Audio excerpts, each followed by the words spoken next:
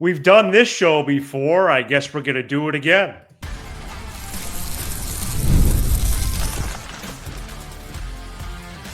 You are Locked On Cubs, your daily Chicago Cubs podcast, part of the Locked On Podcast Network, your team every day. You are Locked On Cubs, part of the Locked On Podcast Network, your team every day, alongside Sam Olber. I'm Matt Cozy. Sam and I are lifelong fans taking our passion into a discussion with you on all things Cubs. Thank you for being part of the show and making us your first listen today. And the best way you can help us grow the show is to listen or watch us every day. Today's episode is presented by FanDuel. Right now, new customers can get $200 in bonus bets when your first $5 bet wins. Cubs split with the Diamondbacks in the first U.S. series. That is, the Northsiders are now 2-4 on the season. While a split was the stated goal entering the series, the Cubs led 6-2 with 6 outs to go on Sunday and lost 10-6 as the bullpen collapsed. This marking the third straight season the Cubs have began a season with an uncertain bullpen that plays out shaky at best and nightmarish at worst in the actual games. Not one reliever posted a clean outing all weekend as the bullpen allowed 17 runs on 24 hits and 9 walks in 12 2/3 innings over the 4 games. We'll see what this segment brings. Segment 2, we'll talk about how the Cubs can move forward or how we should really approach it, as well as previewing the next series. Then later, some overreaction Monday. Sam, there's more questions than answers to win games in the later innings. And really, we've done this show probably pushing over 20 times now in our career. It's not even April yet, and the bullpen is broken. It's broken. It's a mess. I almost feel like I owe Ryan Presley an apology, because after Saturday night's game, we went on the Twitter Spaces and said that he needs to be removed as closer. And one common theme that was like, well, who do you replace him with? Okay, well, it's Porter Hodge. But really, the point isn't closer. The point is high leverage.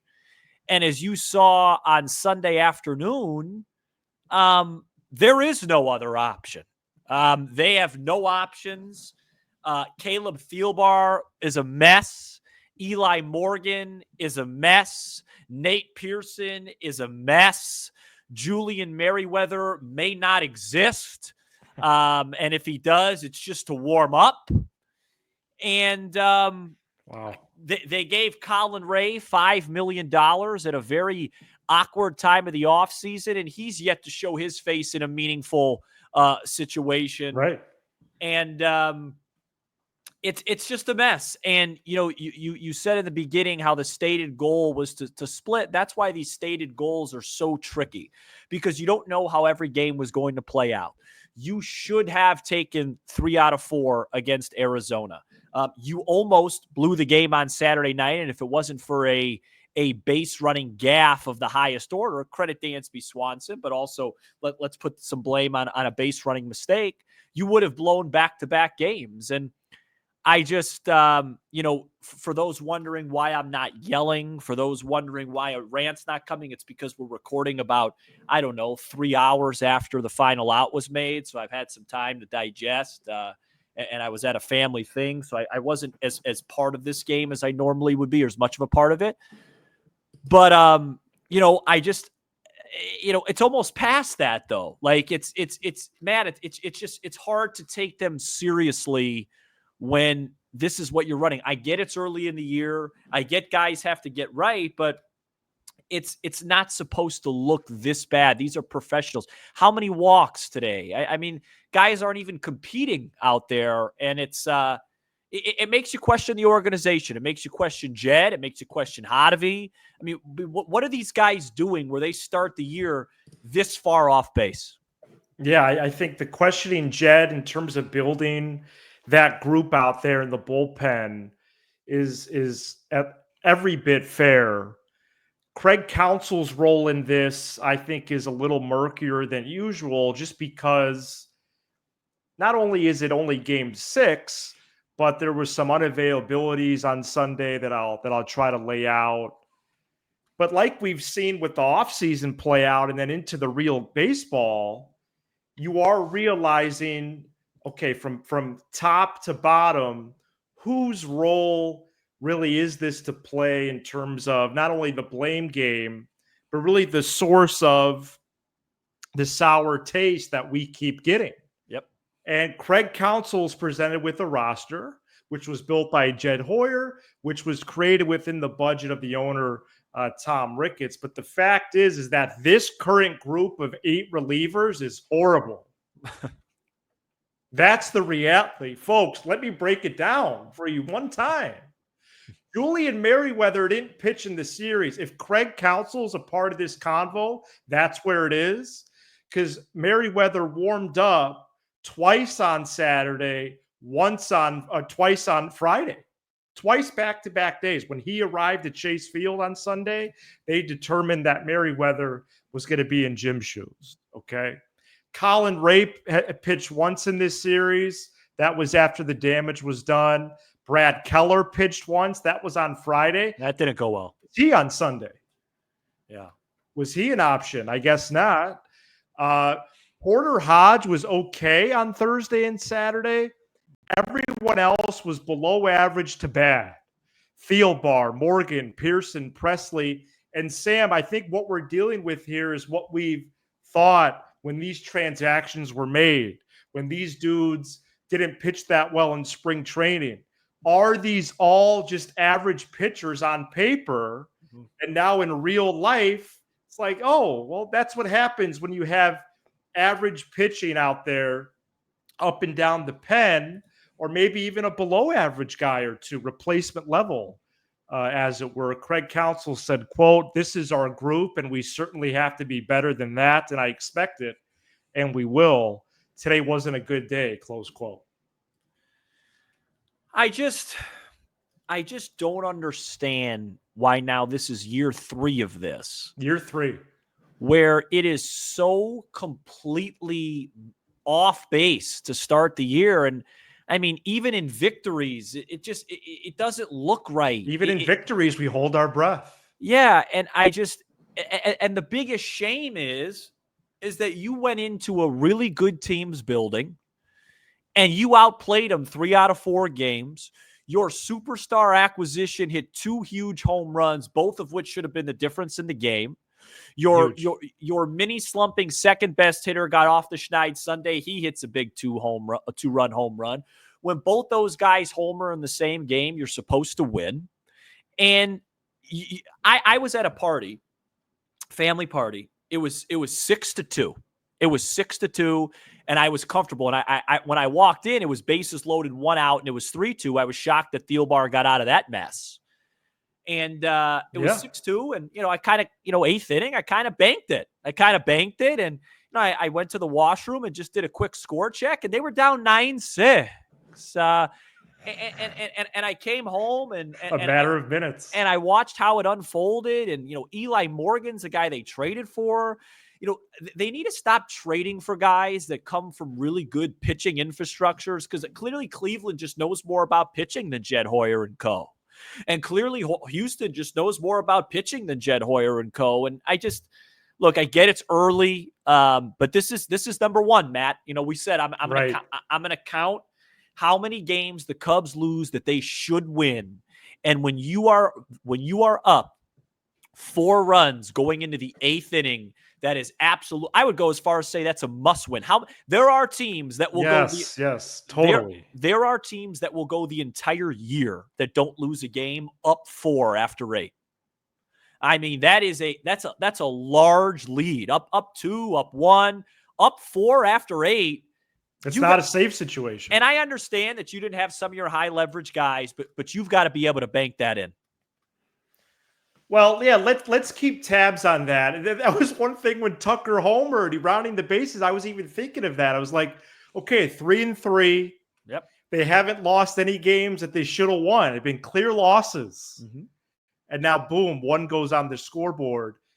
To pivot a little bit, perhaps that, unlike the last 2 years, this game doesn't turn into 20 or even into 10 or 9 or 8 or whatever it is, because the truth is you could have a handful maybe of these types of games, but to do it without the track record of success that they've had, right, and to do it in game 6, why even offer that pivot? Now I want to go there mentally, and I'm going to try to reshape the bullpen in segment 3 in our overreaction segment. I'm going to give you roster moves. Well, I don't think it's going to be an overreaction segment.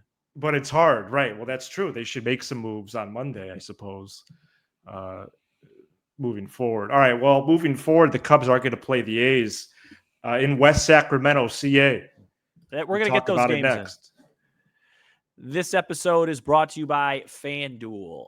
March Madness is here. The Final Four is set, and FanDuel is giving you the chance to get in the action like never before. Right now, new customers can get $200 in bonus bets when your first $5 bet wins. That's $200 extra bucks to use on everything from buzzer beaters to Cinderella stories and even who's cutting down the nets. As far as baseball and the Cubs go on FanDuel, the Cubs have yet to be favored in a baseball game yet. I suspect that'll change probably as early as Monday evening. They are still the overwhelming favorites to win the NL Central, but that probably would have looked a heck of a lot better if they could have held a 4-run lead in Arizona, but they ended up losing the game by 4 runs. So visit FanDuel.com and get in on the college hoops action, the MLB, NBA playoffs, all tournament and all season long. Cubs A's this week. West Sacramento, California, Triple H Stadium out there. A's are debuting Monday, so that's the home opener for them, as the Cubs are the opener team across the sport.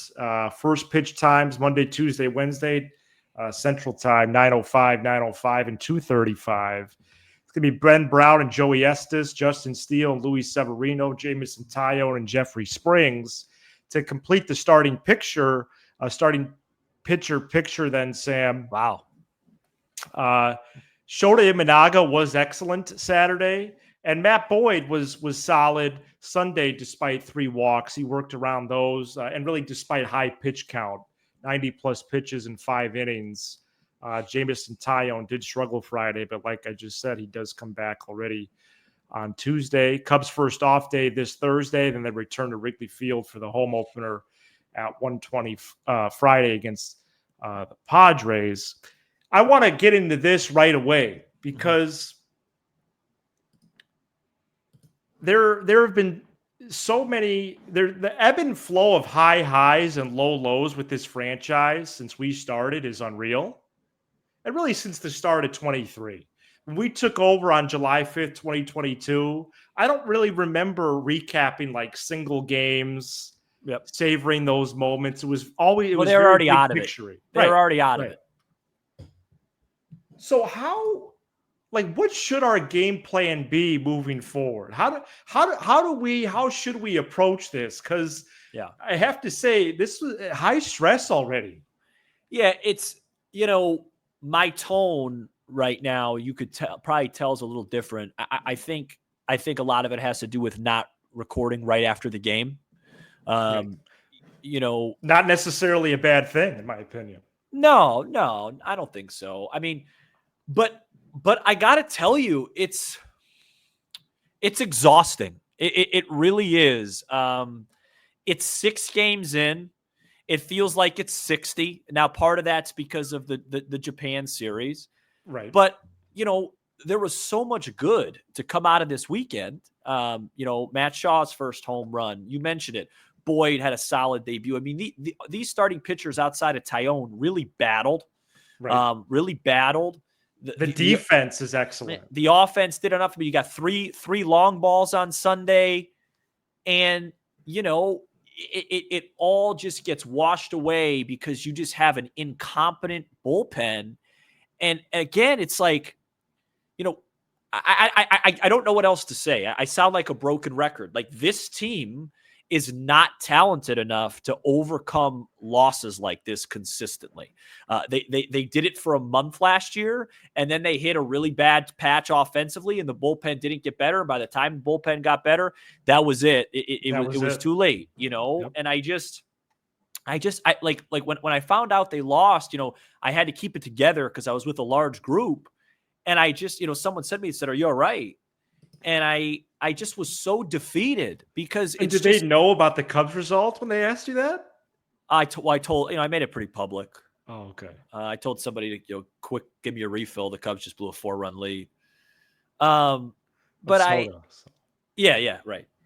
And I just like, I guess what I'm trying to say, Matt, is it's hard to get, oh my gosh, my days were, it's just hard to take this organization seriously when you see every other team, even the bad teams, are able to churn out good, respectable relievers. And we have guys that just come out. It's not like it's just, oh, well, Pearson doesn't look good, or, Eli Morgan. They all collectively, outside of Hodge so far this season, all of them that we've seen look atrocious.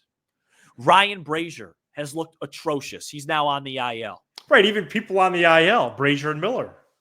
Tyson Miller didn't even look like he was ready to be in the league. We've documented Presley, who doesn't look like he could have a clean inning against, Northwest Missouri State. That's a school. Eli Morgan, just a little league outing. Thielbar, incompetent. No, I got flashes of freshman baseball on Sunday. And my many years coaching. We put so much time and so much effort into this team, not even as podcasters, but as fans.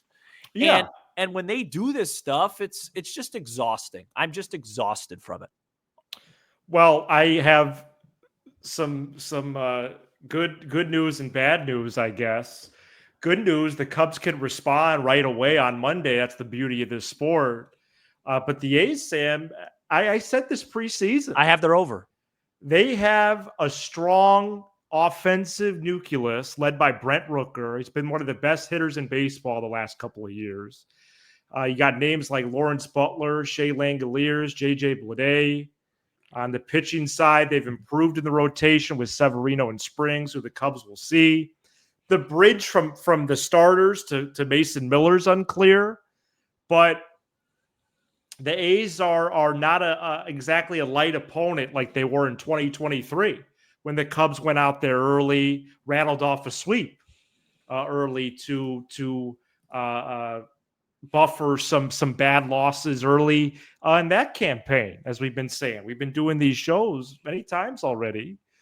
I guess one thing I've learned is, should we stop goal setting? Yeah, I think so. Because each game's a different story. It's one thing that the order doesn't matter. Like, let's say the Cubs win the series in West Sacramento this week. Okay, that was the goal. But again, what happens in the third game? And that's what I mean. Both sides of the coin, I really think, looking at these single games, that's something we really have learned. And taking advantage of the response here, facing the A's fifth starter on Monday, I think that would be a good first step with Ben Brown on the hill. But what does it matter? Like if they're up tomorrow 6-3 heading in the eighth, you might as well start the show. Get the thumbnail ready and go. It's either gonna be a survive win or they're gonna blow the game. And what if they go 6 up, 6 down? We don't have a crystal ball. You don't need a crystal ball with this group. Hey, let me tell you something right now. Seriously, I want to make one. Well, there is 156 games left, though. Great. Let me tell you something right now. Okay. Yeah. I just want to say this. Well, it's a talk show. Go ahead. It's not normal. Please don't comment and go, "Oh, that stuff happens." What happened out there today doesn't happen in the big leagues very often. Yeah, you're right. 8-run inning, by the way. An 8-run inning. Right. When you're up 4, you know what? It's embarrassing. No, it's high school level. No, and I have people. Let me tell you something. I have people around the league. Okay, I talk to people that know the game. I talk to people that work in the sport. With major teams, by the way. And people, and even, scouts, things like that. And I get the same texts on days like today. You know what it says? Why can't you guys figure out how to get some decent pitchers? Why can't you develop pitchers internally? It's not that hard. Oh gosh. It's a laughing stock. And when you go get a guy like Kyle Tucker, I'm sorry, I have no interest in previewing the A's. You did it already beautifully. Yeah. They got a good offense. I have their over. It's going to be a tough series. Great. Cubs are only small favorites Monday, by the way, -120. Great. When you have a guy like Kyle Tucker and you trade for him, and he hits 2 lovely home runs, I believe a 2-run shot and a 3-run shot. Amazing, yeah. And it's like, man, this is why you go get a guy like this. And then I'm trying not to, I can't curse. You throw it all away. Okay? They wasted it Sunday, right? It's really defeating because Jed said, he goes, well, we don't have a large margin for error. Well, there's one. And I said on a solo show, I screamed into this very microphone, this very camera, this very room. And I said, I don't care what the bullpen numbers are. Just for most of this year, just finish the games you're supposed to win. And to be honest with you, the games that you don't, okay, you're up 1 or 2 heading into the 8th, you lose it. That's fine. To me, a 4-run lead. Matt, I hope that at the end of the year, this is one of the worst losses of the year. I hope it is. Right, because what you're saying basically just then is there's a difference in, okay, you're up 1 or 2 entering the 8th because you are going to lose. You're going to lose a some handful. of those. You're going to lose some Even of the those. Dodgers will lose a handful, right? Yes. I would say 4 or 5. After 9, probably about 4 or 5. After 8, maybe like 7, 8, or 9. Sure. Okay. But where this differs is they were not even in a save scenario with 6 outs left, and they allowed 8 unanswered. And where this differs, and that should be one of the worst losses, Sam. It should be. And where this differs, and then we can move on. And maybe it will be. Yeah. Where this differs is that we're not the Dodgers. So the Dodgers could lose 7 of these in a row. It wouldn't matter because they're up in so many games. We're not going to have this many opportunities. It's a nice team. I like the roster, but it's not a great team. And when you have a team that's not great, you got to finish the games you should win. Right. I'm just saying any contending team though. Yeah, right. No, we shouldn't be on pins and needles. No, and every game pins and needles. Every game. No, I'm fatigued. Coming up next, I'm going to give you some plans to improve the bullpen starting Monday, as well as some more overreactions. Stay tuned.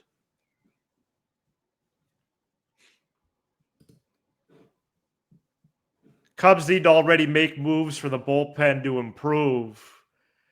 I would say Daniel Palencia and Ethan Roberts are the prime 40-man roster candidates, with Morgan and Pearson going down, Sam.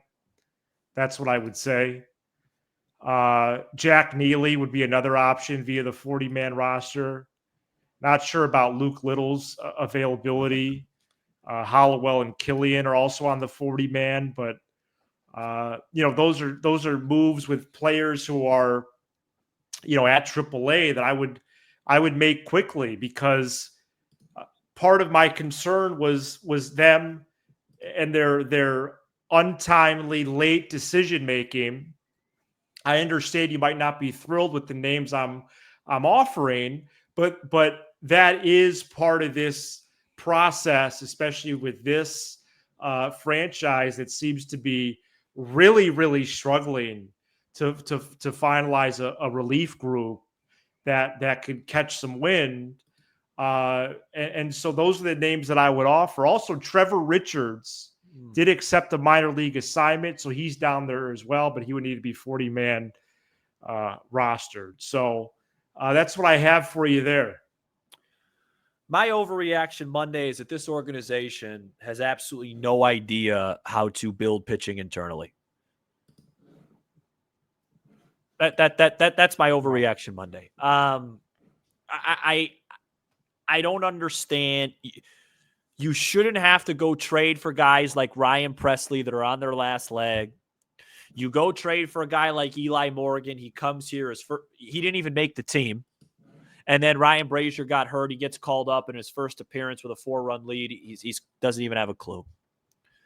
Bar was a New Year's Eve signing, just an odd signing. 2.75 M's. Guys like Estrada don't develop here. They develop elsewhere. Guys like Biggie don't develop here. They develop elsewhere. Guys like Jason Adam don't develop here. They develop elsewhere. Guys like Chris Martin get moved and go to the Dodgers and have a 1-something ERA. I know they brought in Zombro and maybe he's just, he's getting the lay of the land and trying to figure some stuff out.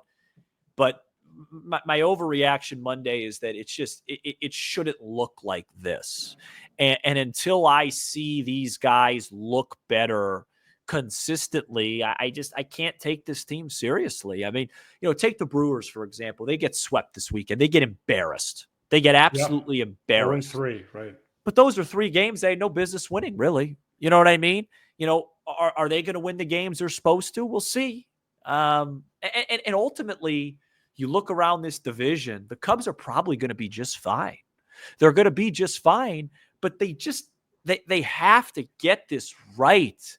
I don't understand. And I know Japan threw some things off. And that was 10, 12 days ago. You can't come on this program for Monday, March 31 and cite Japan. You can't. I'm not saying you. I'm saying the universal you. You could say me. You could say me. Matt, it shouldn't, like, it's every year we do the same exercise. Like I'm with my family and they all go, so who do you think's going to blow it today? I mean, it was the 6th game of the year. No, it's the same stuff we've been dealing with now since March of 2023. And I don't understand. I don't understand why it has to be this bad. I just don't. I don't understand why they can't fix it. And they made efforts this year, and we tried to talk ourselves into it. I mean, I talked myself into Pearson. A little bit, yeah. But we did offer some concerns early. Well, I had a lot of concern about the back end, and one of those 2 guys is backing up those concerns. But, right. Let's see what happens Monday if they have a lead. I hope they're up 12. Well, I just can't get over this line score, which is just, it's bonkers. So 12 2/3 relief innings, 17 runs on 24 hits and 9 walks. It's just, and people are talking about walks. Yeah, but 24 hits? That's no stuff. 2 hits an inning. No stuff. Eli Morgan doesn't have good enough stuff. Caleb Thielbar doesn't have good enough stuff. Pearson has good enough stuff. He can't get the ball over the plate. Julian Merriweather has good enough stuff, and he might as well be the team mascot at this point, because he just warms up and then just doesn't pitch.